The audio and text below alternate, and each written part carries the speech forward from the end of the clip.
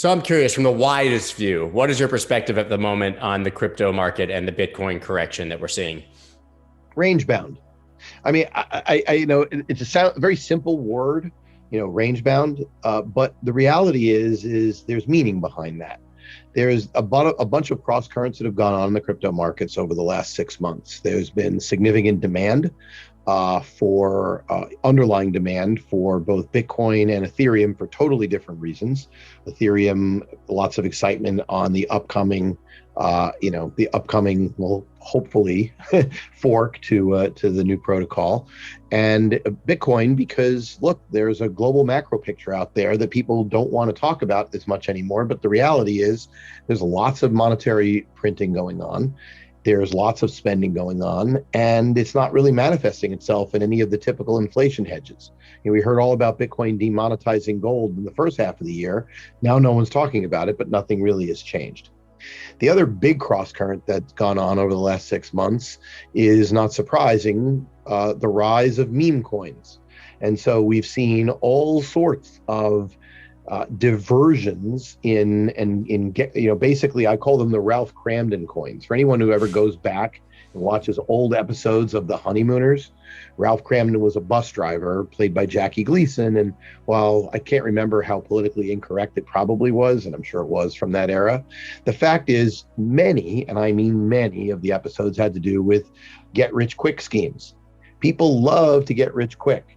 And the reality is Bitcoin, which is pricing in somewhere around, if you believe it, 15 to 20x appreciation from current levels, isn't fast enough or big enough for people who want to see, 100x or 200x or 500x appreciation from something that has no particular reason for existing other than the fact that people believe, well, they can get these sorts of returns. And so we saw the same thing in the ICO era. We're seeing it now with meme coins on swap markets like PancakeSwap.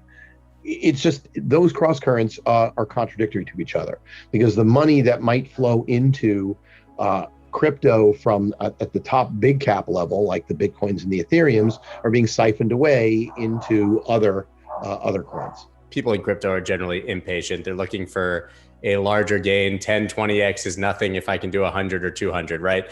Do you think that Bitcoin still has another 10 or 20x in it? What do you believe are the potential targets for 2021 or the next cycle? And as a corollary, do you believe that this cycle has topped, or that we're part of a larger cycle still? I don't want to answer the first question particularly, but I'm going to. The second one is an emphatic no. So let's go through why I said that.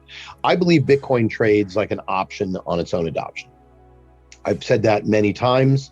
I think that at the end of the day, if you're a monetary historian, and some of us are certainly hobbyists when it comes to monetary history, people who have read, whether it's the Bitcoin Standard or it's like Cowrie sells, there's lots of different books on monetary history. Some even are taught by professors in school, although very few of them these days seem to actually care. A few things. That the world existed until money was basically created one of the largest single expansion in standard of living. But the reality is we went from cowrie shells and some offshoots, like one of my favorite one is in the Bitcoin Standard, talks about the big rocks on the Isle of Yap. But the fact is, there's something to provide a non-manipulatable store of value to base transactions off of. So whether it was shells, rocks, or ultimately gold or silver, for thousands of years there was something. Since 1971, the world's had nothing.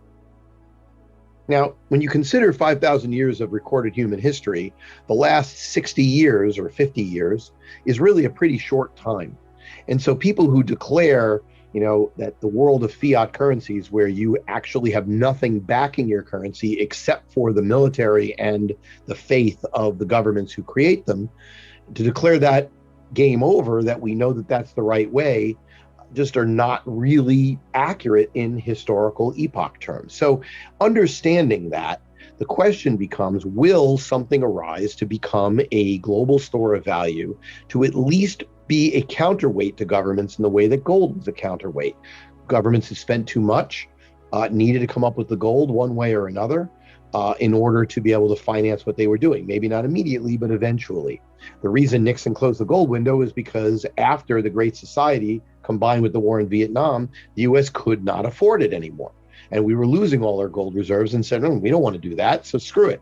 We'll just be the dollar. And we are the only real superpower out there that's involved economically worldwide. At the time, there was the United States and the Soviet Union. The Soviet Union was a military superpower, but decidedly not an economic superpower. So it was a mono-power system where we were able to exercise that power and did. And it's created enormous benefits to America. I mean, let's face it, we've been able to import our standard of living for 50 years, and it's been awesome. If you're in this country, people take it for granted, but that is the case. But to get back to Bitcoin, it's an option.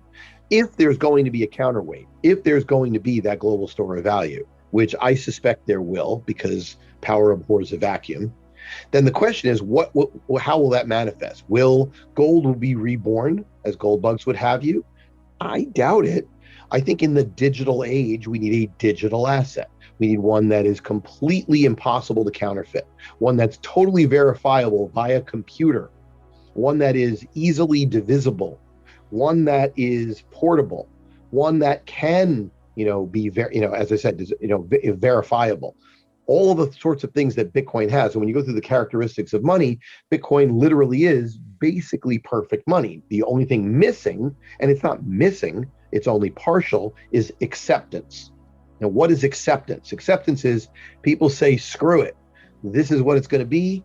I'm going to accept this and I'm going to move on. And the question becomes, if it gains that acceptance, at what price does it reside? And the answer, I think, can easily be determined in two steps. Step number one, what's the monetary premium afforded to gold today even?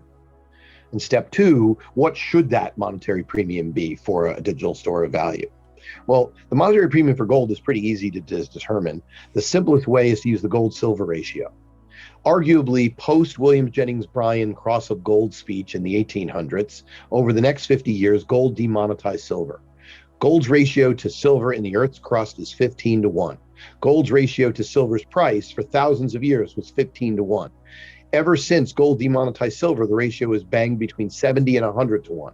So what does that tell you? That tells you 3/4-ish of gold's value is its monetary value. That pegs it at around $9 trillion. $9 trillion is about 15-1 appreciation from Bitcoin today. Bitcoin becomes digital gold. It's worth $9 trillion. So that's the first. That's your base level. Now, if you listen to Pomp or Mark Yusko from Morgan Creek, or you listen to Max Kaiser or other people who talk about the Bitcoin standard, they say, well, wait a minute. The global money supply indicates that the monetary value of gold should probably be a lot higher because a lot of money's been printed since, we basically achieved that plateau several years ago.